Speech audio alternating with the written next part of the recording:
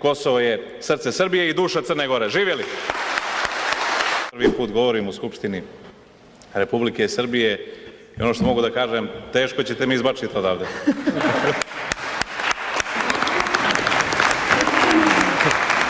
Pozdravit ću vas sa tradicionalnim srpskim pozdravom: samo BRICS, Srbina spašava.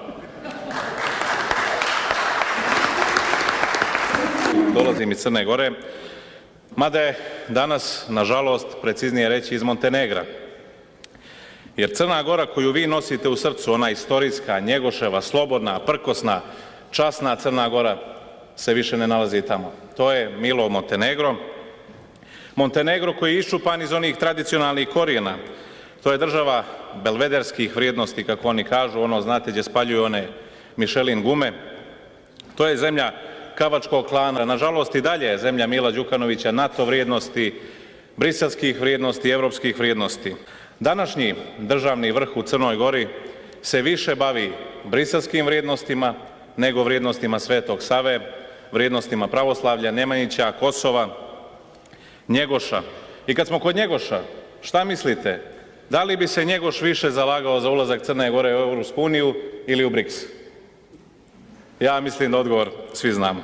Iako smo prije 5 godina, 30. avgusta 2020. godine, slavili ono čuveno oslobođenje, moram da kažem da je sve to bila jedna velika farsa, laž i prevara. Stare kriminalne Evropejce zamijenili su ovi novi umiveni Evropejci sa istom mantrom i porukama.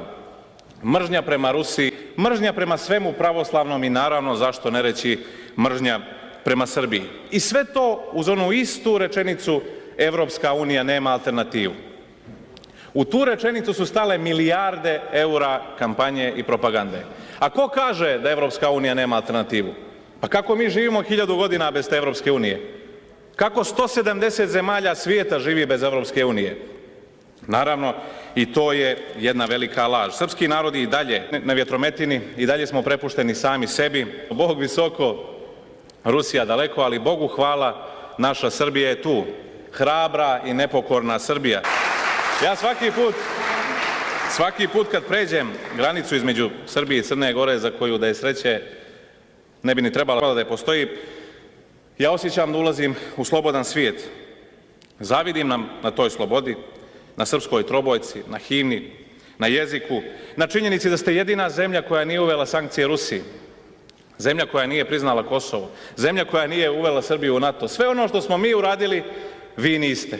Zavidim vam što ste sačuvali dušu, jer smo